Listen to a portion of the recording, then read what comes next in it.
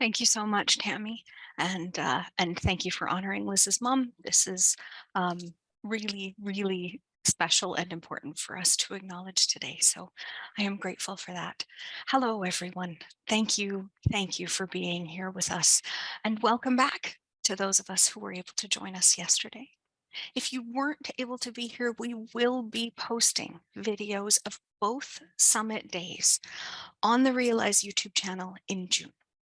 Okay, so that will be available for you to watch for free at any time in June. So our first session on this second day of the 2023 Summit on Episodic Disability and Employment centers the lived experience of individuals who are gifting us with their stories today.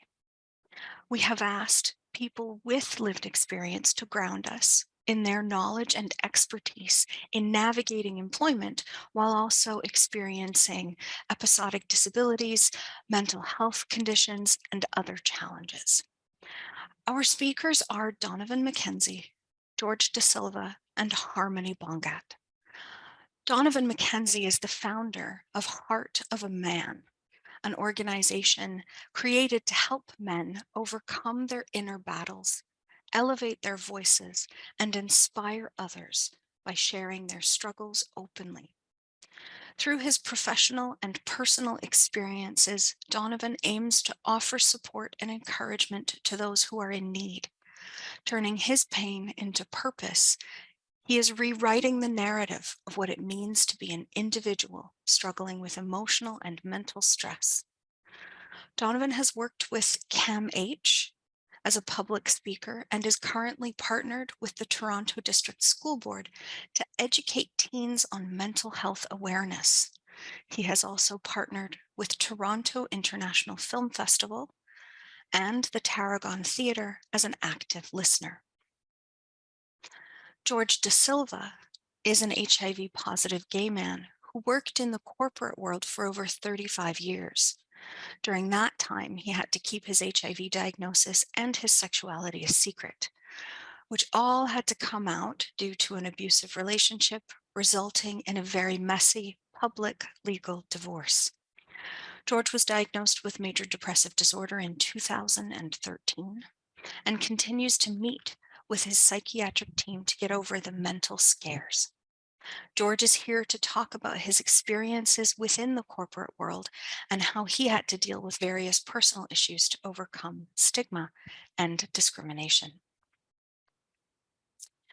Harmony is a disability justice educator, a researcher, and a facilitator of queer and trans history in Canada under the umbrella of creating accessible neighborhoods. She is part of a group of self-advocates and disability organizations that are organizing a festival called SIXPO, SIXPO, where they are bringing together sexual health resources for people with disabilities. Her experiences as a disabled queer person of color inform her work, and she is passionate about sharing her lived experiences as a person with multiple intersecting identities, with the hopes that sharing her story will further conversations about ableism and how we can better meet the needs of marginalized people, building a community of care and empower those currently pushing to the margins. Welcome to each of you. I'm going to give you each about 10 minutes to just tell your story, share a little bit of who you are with us and some of your experiences. And I'm going to invite Donovan to start us off. Over to you. Thank you so much for having me here. This is an absolute pleasure. A little bit nervous, but I think that's a part of life. Sometimes we get nervous when we present and share the battles we've faced in life. I'm going to start by saying, everyone, that on the surface, you see me. I may look like your everyday person. I do my regular activities, such as take care of myself, and I look like I'm physically fit. I look like I have it together. But never judge a book by its cover. There's obvious more to a person than what you see on the surface. I'm a man with a heart that has been broken, but rebuilt. Um, my name is Donovan McKenzie, and I'm going to share a little bit about what I've been through with depression, anxiety. When I started working when I was 19 years old, I had this big dream that I was going to be successful, that I was going to be a wealthy person, just someone that was happy, had a great life, and everything was going to be amazing. And I decided to get my first job at Zeller's warehouse, and I thought I was going to work so hard. The only thing is, living with depression, it's really hard for you to get up and go to work. It's hard for you to start your day. It's hard for you not to be by yourself and want to isolate yourself. And that was my struggle from the beginning. It was very hard to even get out of bed to go to work with this mental issue I've had. I decided that I was going to just push myself and be resilient. And the funny thing is, being a Black Jamaican man, I knew nothing about getting mental health support. I'll be open and honest with you. In fact, there's no way no one could tell me I was depressed because I didn't believe in depression. I didn't believe that, that could affect me and cause me to be isolated. But I was wondering, asking myself, why am I staying in the basement with the lights off? Why am I crying? Why am I wanting to always be alone? Why don't I want to go to work? And I'll tell you one thing, when you are depressed and you deal with depression at work, it can impact what you do, and you could feel like you're a lazy bum. And that's what I felt like. I was just a lazy bum, not doing what I was supposed to do.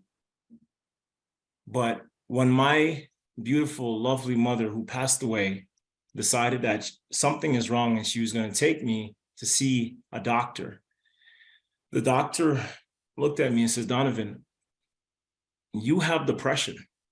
You're depressed. And I laughed and said, there's no way I could be depressed. Why would I do that? How could I be depressed? I just feel sad. I just feel sad, right?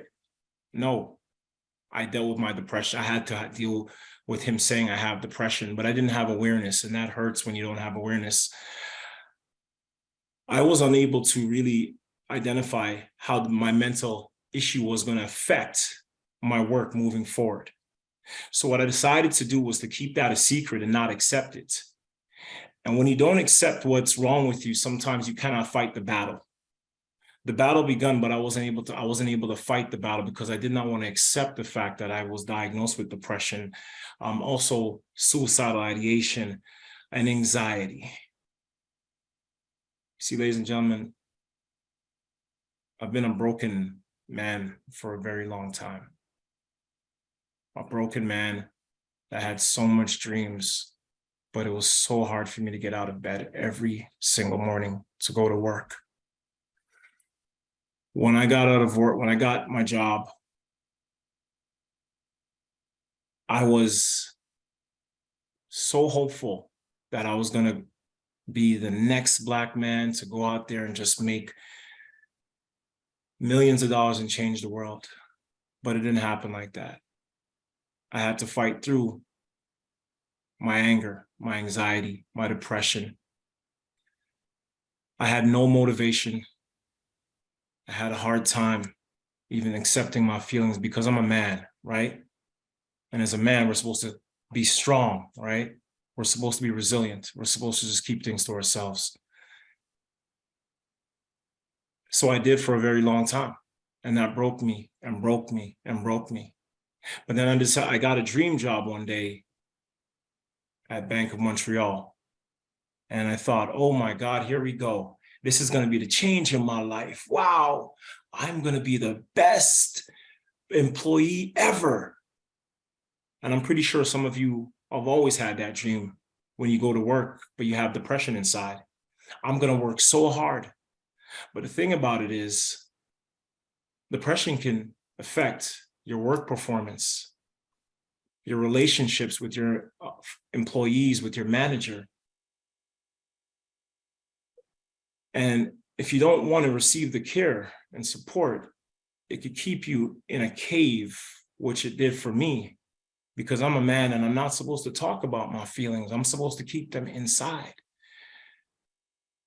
Bank of Montreal, working for Bank of Montreal, I had a hard time getting the support I needed. And I'm going to say part of that had to be with me wanting to speak up and out about having depression and being diagnosed even when I was 19 years old. And that hindered me from excelling at the work I did. Here's some of the things that's happened. I missed, I would wake up every single morning. And I'm pretty sure sometimes we have jobs where we wake up and we want to go right back to bed, because it's so hard for us to move forward when you have depression and your heart is so heavy. You feel broken and you feel like you cannot go on. You can't get up out of bed. So at Bank of Montreal, I had to force myself to get out of bed every morning to go to work. And the moment I got there, I sat down at that desk, reliving the thoughts that I thought I was going to be this very successful man that was going to love his job and do greatness, not understanding my depression was burning me out. And I'm pretty sure some of us know what burnout feels like. If you want me to explain what I experienced, the issue affected me because I had a heavy workload. I struggled with my work-life balance also too. And I had no control over the work I had. It was in a controlled environment at the time, and I didn't know that. But I don't want to blame, I don't always want to blame other people or my employment. I wanted to blame myself for so long that I did not just go to HR and say, hey guys, I'm depressed. But when you have excessive stress, fatigue, and I'm living in with insomnia, time after time, sadness, anger, irritability, you have to one day get up and go to your HR employer. And I decided to do that at Bank of Montreal, to say, listen, I'm depressed. I have a mental health issue and I need some time off. And that was the first time in my life I was ever able to speak up to my manager, to my HR department, and say, hey, I need time off and I need some help now. Please help me. That took me a very long time, but I had the courage to do it, and it takes courage.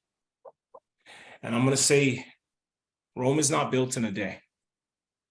Sometimes what we expect to change in life might take a day, a month, a year. But eventually, if we get the help we need and we get the support we need from our workplace, we can succeed. And that is what happened to me. That seed was planted when I took time off. And during my time off, I created something called Heart of a Man, because a lot of men did not share what's going on inside of their hearts, which is very, very difficult to do. And I had some other health issues that I have a hard time sharing, especially when it comes to things regarding my brain. But I will also share that one day when I have more courage again. But I started Heart of a Man, and I was able to help other men understand that it's okay to talk about depression, anxiety, and stand strong and be vulnerable. I created a support group for men. I created a t-shirt. I'm able to speak up about vulnerability and understand that as a man, you can be vulnerable. It is okay to be vulnerable. Nothing is wrong with that. That is my story as Donovan McKenzie. And 3 words I use: overcome, elevate, inspire. Please, if you're at work feeling burnt out, if you have work experience and mental health issues, if you feel like you can't talk about it, you can talk about it. I'm telling you, because I'm here right now. I got a smile on my face, even though I had tears in my eyes and anger all the time. Here I am. So thank you for this opportunity, for letting me speak and sharing my story. Once again, Rome wasn't built in a day. It's going to take maybe a day, a month, a year, but you can do it. Thank you. Thank you, Donovan. Thank you. I know that these are difficult stories to share, uh, Donovan is very new to our community. This is the first time that we have met, and it's fantastic to welcome you into the community of people living with episodic disability and the community of people working within this space to, as you said, elevate and inspire people. So, with that said, I would love to invite George to share his story with us. Welcome, Thank you. George. Thanks, Melissa. And Donovan, thank you for sharing and letting me be part of your listening, because I really appreciate it. I'm also somebody that's going through depression. I'm also somebody that's going through mental health issues. So my picture start working for the corporate industry, being promoted, being there for over 35 years, being in the, I'm going to use air quotes here, straight man's world as a gay man, trying to hide, number one, my sexuality. Number two, within 10 years of being there, finding out that I was HIV positive, having to hide that factor also. So, and having staff not only in Canada, but in the US. So here I am traveling, carrying medication, carrying these secrets with me, going back and forth, making it very hard. My HIV diagnosis was not only a secret to my employer, it was a secret to my family. It was a secret to my friends and family. It was never discussed. It was something that I couldn't discuss, and I felt it would just destroy me mentally if I did have to discuss it. Eventually, it did come out. Eventually, it was a very difficult issue that I had with my partner, and it became a public affair. So now, not only did I have to deal with all those factors, I also had to deal with how am I going to deal with this now, because I've now admitted everything to my family, to my friends, to my coworkers. How are they going to look at me? And in my case, I was very happy. And Donovan, like yourself, I turned to my HR person. So I met with her, and she was my sort of guiding light. And she was the one that basically, like yourself, said, you know what, you need to take time off. You need to go away. You need to settle yourself. And that's what started the help I needed. Unfortunately, I have to say that at the time that I was diagnosed, it took 5 years before I could see a professional to talk about what was going on. And those 5 years really wear on your psyche, on your mind, and everything else. So I know a lot of people like to talk about invisible disabilities, and I don't like that word per se. I like invisible challenges, because we can get over these things. And that's what, for me, it is. It's a challenge. I need to know, how can I get over this challenge? So what I have to do for me is come up with different ways, not only speaking with professionals, but they're not going to be there for you the whole day. So the whole day you have to fill your time up with something. You have to be able to backfill and feel comfortable doing what you want to do. So I decided, well, I've been in the working world for 35 years. It's time to retire. So I retired, supposedly. But unfortunately, I shouldn't say unfortunately, but luckily, Tammy found me, and here I am with Realize, helping to deal with other people living with HIV, aging, and how does that affect their lives? Because that's going to affect my life. So now I'm in a win-win situation. And that's what I mean about finding things to backfill. I found this opportunity. I'm using this opportunity. I'm helping others, helping myself deal with mental issues, stigma, and discrimination. Listening to other people's stories. I think that's one of the things that I find is so much rewarding, is hearing other people's stories, because in every story, there's a nugget of that happened to me that I can relate to. I've seen it before, and you want to hug the person, you want to help them, you want to do whatever you can. But also remember, you have to help yourself first. And that was one of the things I kept forgetting. I was helping everybody else. I was helping everybody in my life before my diagnosis. I was helping everybody else. And when it happened, I felt that there was nobody helping me. There was nobody there that could help me. I had to wait for 5 years. I had to look after my own mental health issues. I had to look after my own career, what was going to happen. And I felt lost. I felt isolated and I felt alone. So in the time that we have here, one of the things I would like to challenge everybody, because even if you have these invisible challenges, is find something in your life that you can do. For me, this is something I enjoy doing, because I would rather spend my energy and my mental capacity to be helpful in this area. Find volunteering. That's how I started. I started with volunteering. I started with getting involved in various academia researches that were going on. And that's how I got all these wonderful stories. And that's what led me to where I am today. Don't keep it a secret. As you can see, I'm wearing a vibrant color today. I'm wearing a vibrant yellow. Be seen. Don't be hidden any longer. Come out to the world. These could be things that, and I do in the beginning to help my depression and everything else, is what are my 3 things I'm going to do today?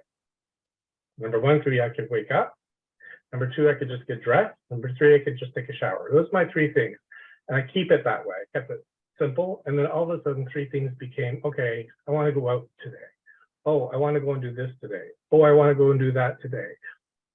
I want to call a friend. I want to be vocal. I want to be participating. And you'll start to see how little by little, at your own pace, you can change your own mental acuity as to how do you feel comfortable. And there's always times that I can say, you know what? I'm not going to do 3 things today. I'm going to do 2 things today. And 2 things is enough, because I'm going to go back to bed. I'm going to lay down and have a nap. And that's okay. So also, don't be hard on yourself. Think of this is your time to be somebody who has to understand themselves also. And it's not easy to understand yourself sometimes, because society has sort of embedded what it views somebody's acuity to be. And that's not necessarily who you are. So don't be what society wants you to be who you are and how you can help yourself out. The other thing that I would honestly say is please reach out to friends, family. In this room, there's over 235 peers alone that you can reach out to. These are people that you can talk to. These are people that you can associate with. We all share some common bond, whether you know it or not. And I challenge everybody also to please just talk with one another. Be upfront with one another. Even if it's just to say hi. You'd be surprised how during COVID, everyone was shut in, and just saying hi, it was an amazing thing for me, because I'm like, oh my God, someone's talking. And it gets you over that one bad hump that you had today, because you were just down and that just stopped you for the day. So be shocked, be wonderfully shocked, be wonderfully energized to deal with these nuggets, these grains that are going to help you pull yourself up. And that's what I do at night sometimes. So at night, I think of all the good things that happened to me today, and all the bad things. Some of the bad things have happened too, but how did I get over that bad thing? How did it affect me today? Is it going to control me? No, I'm not going to let it control me. I'm going to remember this thing, or tomorrow I'm going to do this other thing, or I'm going to find another way out of it. Don't harbor and don't keep the bad things. Embrace them, learn from them, and it's hard to say this. I know it's one of the things that says, let it run down your back like water. It's difficult to say, but the more that you can control and visualize it, see it, and get over it, the easier it is. Easier said than done, But if you work in those processes of, you know what, I'm not going to let it control me. I'm not going to let it do this. It's happened to me before. I know how to deal with it. You're prepared. You can do all these things. And if you're not, or you haven't, like I said, you have over 200 peers you can talk to and ask, how did you do it? How did you get over it? Who can I talk to? What agencies are there? These are all the secrets that you can learn from other people. So that's my story. It's not as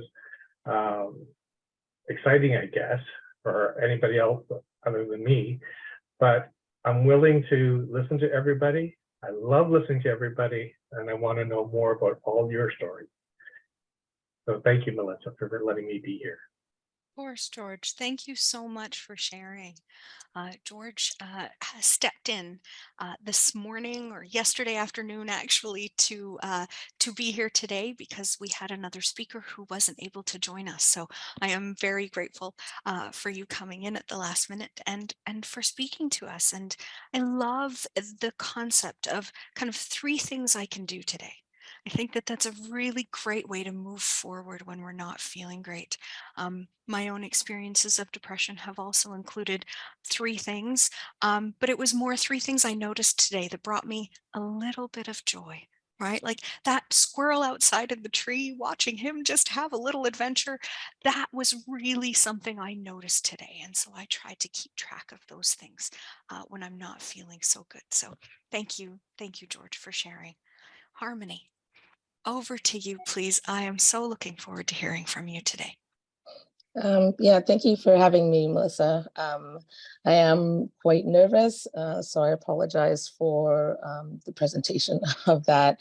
I've written down a couple of things, but I just wanted to kind of introduce myself as someone who I really feel for what both of you are going through and the ways that depression kind of informs your experience when it comes to how you go about your life. And I'm so glad that you found a couple of ways to still find yourself and center yourself amongst all of that. I'm going to talk a little bit about disability justice work, just to give like a bit of a framework for explaining my story. I'm incredibly lucky to work within industries where my disabilities aren't only taken care of, they're also like centered. With disability justice work, I get to talk to people about the things that they experience, and I get to find some ways to heal, some ways to make things make sense within the pages of the things that I share with other people. A little bit of my backstory, and I can't really, yeah, I'll try and say things. It's really hard, and I appreciate so much being invited to speak at panels like this. But it's hard because there's so many times when we're encouraged to open up. You spoke of therapy being this like it's a 1 hour window of a 24-hour day, and the way that depression, the way that anxiety, the way that neurodiversity, the way that PTSD and trauma and all the issues that you kind of get into with therapy, you can't just close it up at the end. I have therapy today, and I'm really looking forward to that experience, but I'm also terrified because that means I'm going to talk about things that are uncomfortable to talk about, and even hearing myself replay situations where discrimination has happened, where abuse has happened, dealing with a substance issue, and revisiting parts of my past where I didn't have access to services and people, and even the knowledge that what I was doing to myself was causing more harm than good. Yeah, so I grew up in Fort Langley, BC, which for anybody who knows Vancouver will never know Fort Langley because it's just this really small town. I grew up in a community that was primarily white, primarily heterosexual. and within a household where I was abused by both of my parents in very different ways. When I was 14, they kicked me out of the house. Um, and at that age, I realized that I had no one who wanted or felt necessary to love me, to take care of me, to rely on. I'm now 40 years old, and I don't think those messages of not receiving that are ever going to be um, something that's a part of my past. I to this day struggle with relying on anyone, because how do you rely on a stranger essentially, when you can't rely on the two people that brought you into this world? Um, and it wasn't that they were bad parents, because they were good parents to my brother. They just chose not to be good parents to me. And within families where one child receives a different form of parenting, a different form of love than the other, I can't help but think that means that something was wrong with me, that that I was broken. And those 6 letters have defined my life more than any other words, any other letters everywhere. Um, when I was 15, I met um, my son's father. I became pregnant at 16 years old. He was emotionally, physically, financially, and mentally abusive. I left that relationship when I was 5 months pregnant. Called on my family for support, who said that they would help me, but only if I aborted my child. I wasn't going to do that.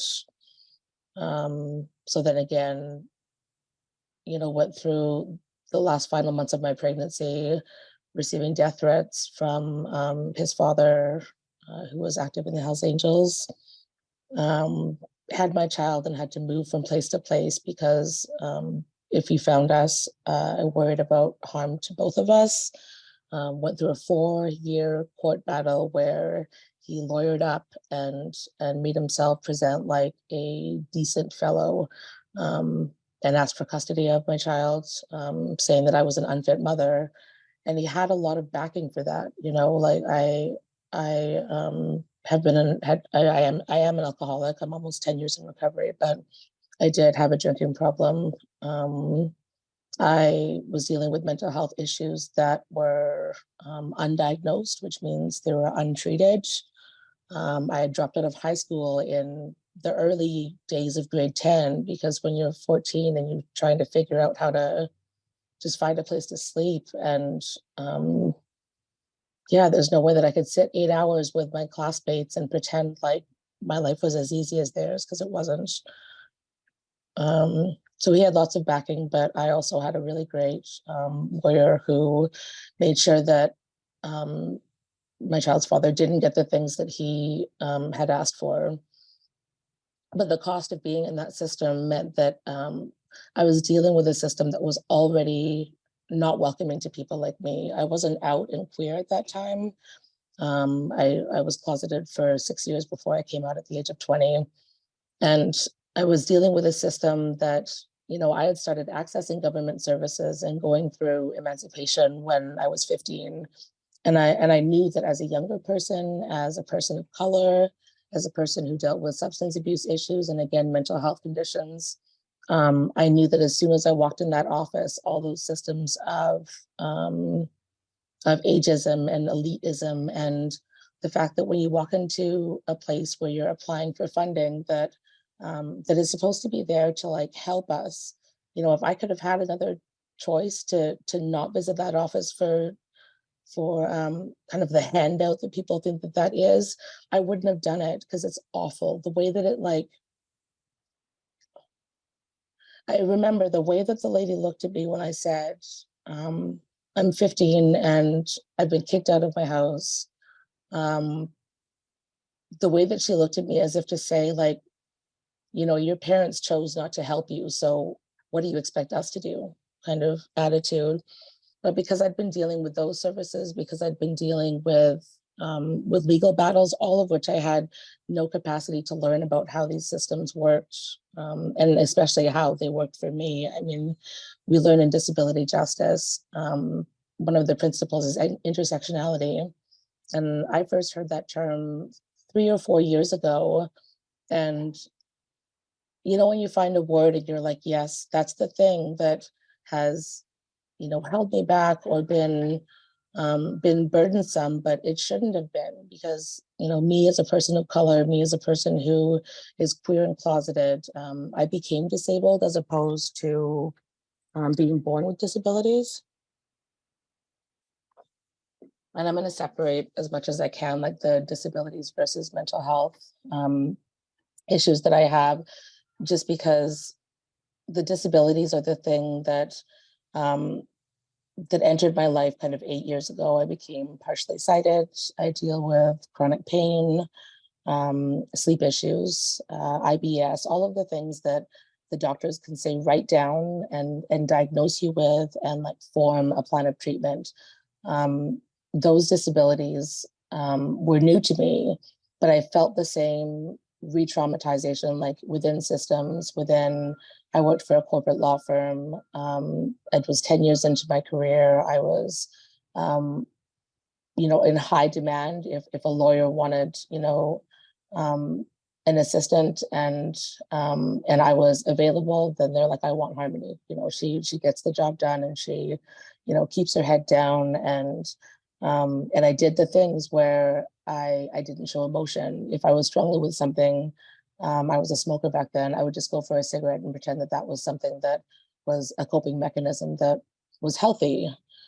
And I worked within that environment so long that I thought that, for one, like you get caught within the system that you're like, yeah, you get promoted and then you get the money and then you buy the house and then and at this point, like my child was, I think I started when he was 4 or 5, and then left that work 10 years later. And to this day, I still have dreams or rather nightmares where I wake up and I'm late to work. And even that 5-10 minutes that you had no control over is not looked upon with kindness and in the way that, in a way that makes it able for you to be yourself. They don't care about your story. Other coworkers, sure, you can form friendships with them and form bonds with them, but um, I never felt like I met somebody that I could be my entire self with. When I came out, if I, had met another queer person, they were white. And if I had met a person who maybe, dealt with substance abuse issues as well, they weren't queer, and like all of those intersections. And one of the principles of disability justice is that term intersectionality, where it's not only identities that I hold that are kind of common and understandable, like I am a woman and use she, her pronouns. I am queer, people know what that means. Sorry, I should assume, but yeah, anything under the 2S LGBTQIA plus umbrella, um, we've heard that enough that we know what that means. We know, I guess, kind of what to, in any event, I don't need to get too much into that. What I mean to say is that it's not just a label that affects you, it's all of the weight behind all of those labels. So when I say I'm sober, that means that I've struggled with using substances to help heal from a world that has been very unkind. Yes, it's shameful in the way that I wish I didn't have to talk about it. I wish I didn't have to deal with it. But that comes from a real understanding that people don't understand. And how could they, when you have something that tied with depression, tied with suicidal thoughts and ideation, and tied with anxiety and social pressure, um, you have that emotional like baggage or cloud or whatever you want to call it attached to every single one of your movements. And like that's only one of my intersections. That doesn't take into account that the majority of workplaces I've worked in are with white people, and not having that. I never feel fully understood within any part of the world, even now when I've done all of this work. And I'm lucky and I'm also unlucky, in the sense of, when I was 16, I had to put my life back together, because I was like, I have this child that I need to provide for, and I refuse to be a victim of the circumstances that I'm in. I wanted him to grow up with a life that was different than mine, and I didn't know how to do that. Um, and when I got into law, it was because I felt helpless within that system, and I thought, if I learned how this system worked, and if I was able, because during those 4 years, it wasn't just 4 years, it was 4 years of my son's first, and I was a single parent, and the, the way that, like, you have to still deal with all the things you have to deal with. You have to change diapers, you have to run a household, you have to feed yourself, and being depressed and not being able to be depressed, it has its weight to it. I didn't take care of myself. Even now, like, sometimes I can't take care of myself. I can't get out of bed. I can't eat. I can't sleep. And I'm so thankful that now I can show up to a workplace, like even such as this, and be able to talk to you and know that you're listening to me. Um, and hoping that, like, your experiences with dealing with everyone, we never know what people are carrying with them. And I know that that means that, like, you have to be, like, I know the effort that it takes to deal with people who deal with challenges.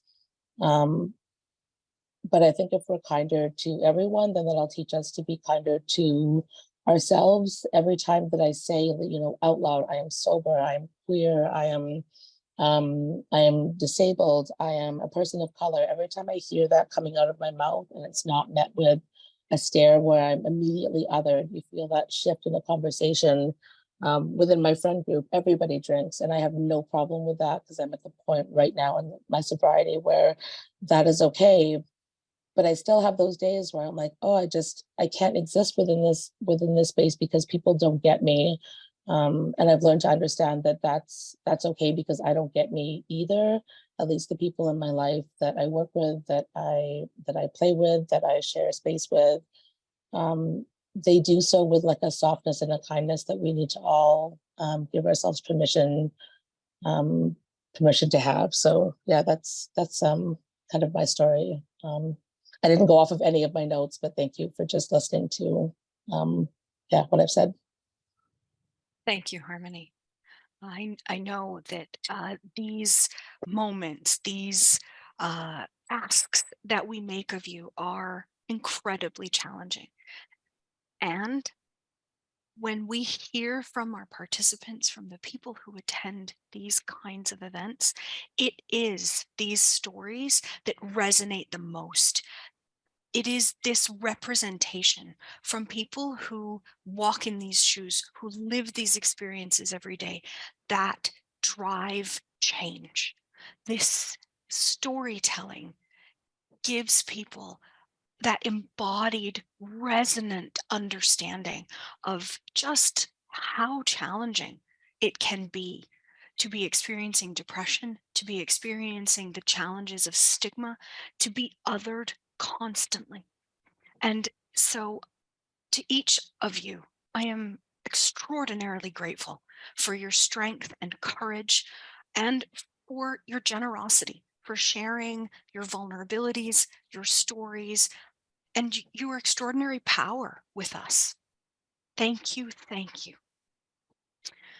We have about 5 minutes, and I just want to open it up to see if there's anyone out there who would like to pose a question, who would like to engage with our speakers in some way.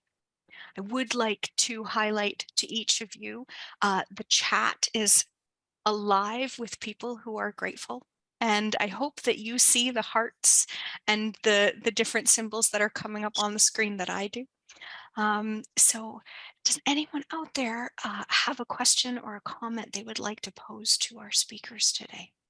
And Melissa, I'd like to say one thing, because thank you, Of course. Harmony, for sharing your story.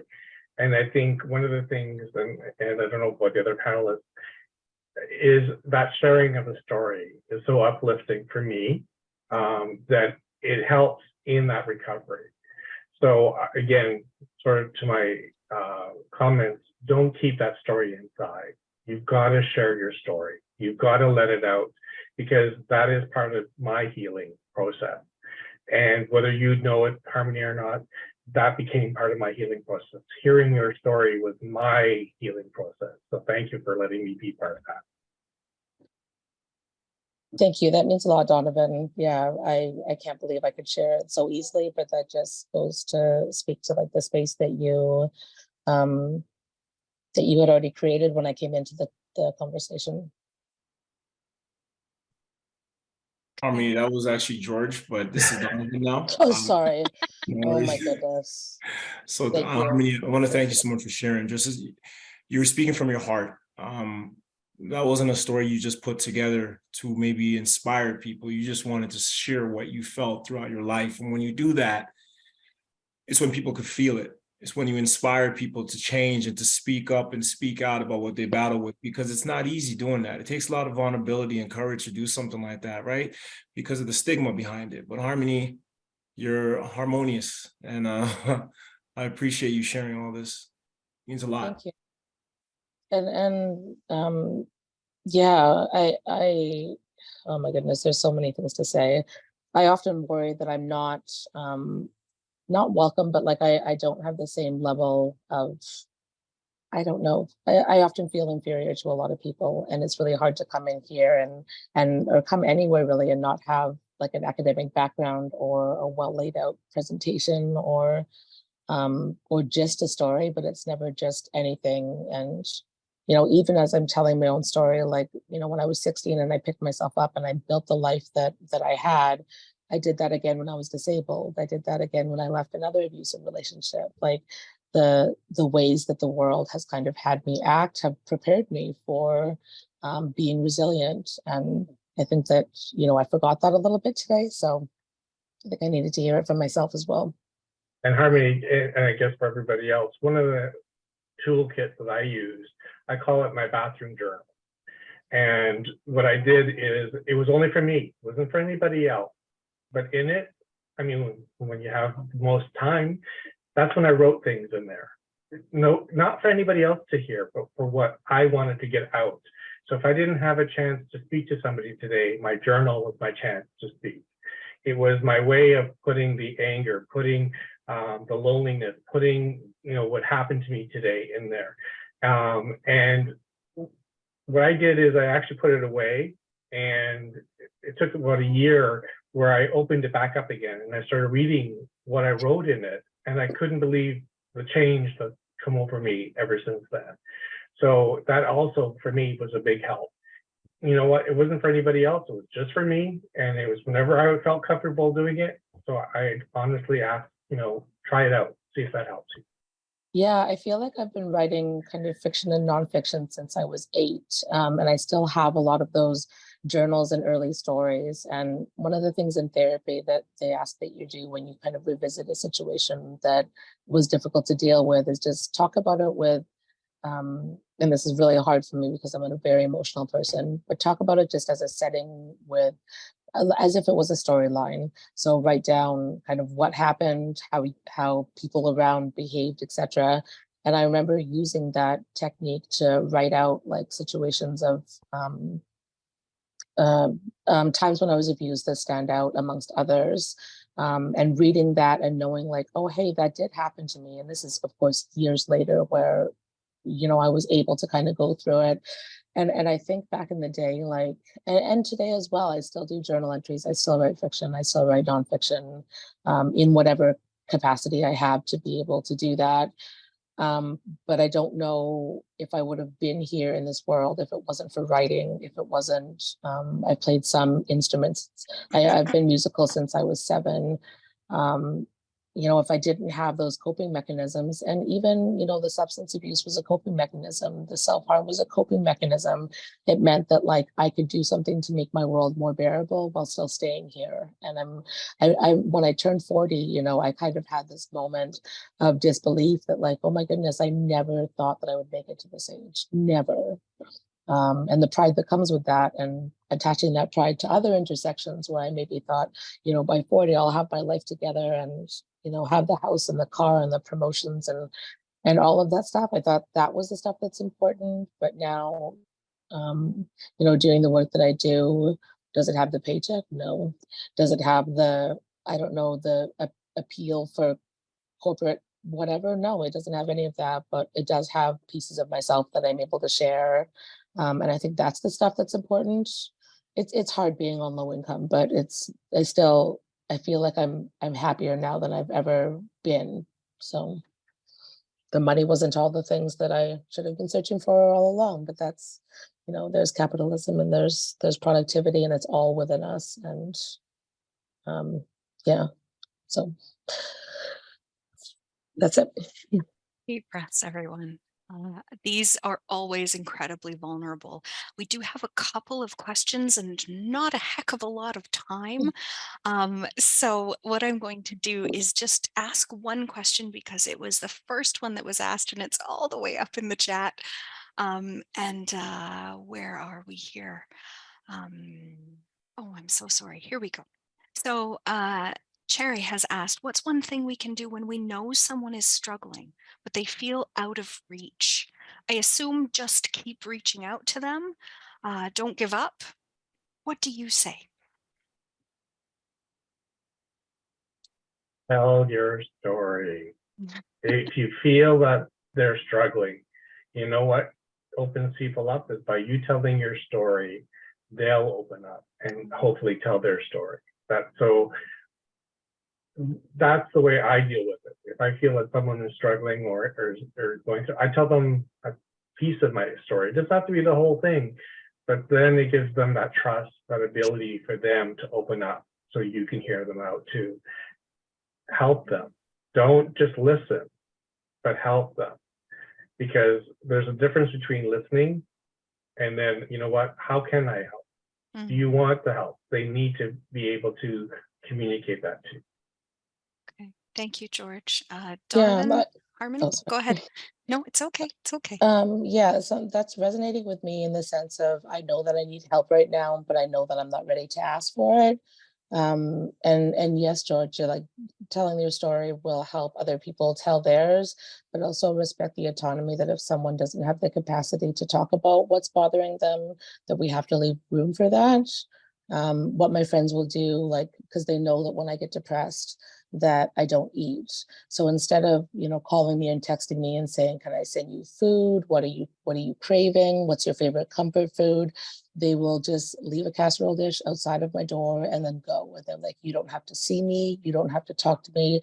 Just to let you know, if you're hungry, there's food at your doorstep that you can go to." And kind of letting me receive that help in a way that honors my autonomy and my inability to kind of ask for what I need. Thank you. Thank you. I agree. And I think that addresses another question that's in the chat too, about how if somebody doesn't want your help and they refuse to see you, how you continue. This kind of low stakes, very little requirement for engagement sort of support, casserole at the door, some chocolates, whatever you can give someone to just bring them a bit of comfort in a way Yes. that doesn't ask for anything of them is really great. Go ahead, Donovan, and I then was we're going to going to have say, to close up. I learned a lot about emotional intelligence when it comes to interacting with people.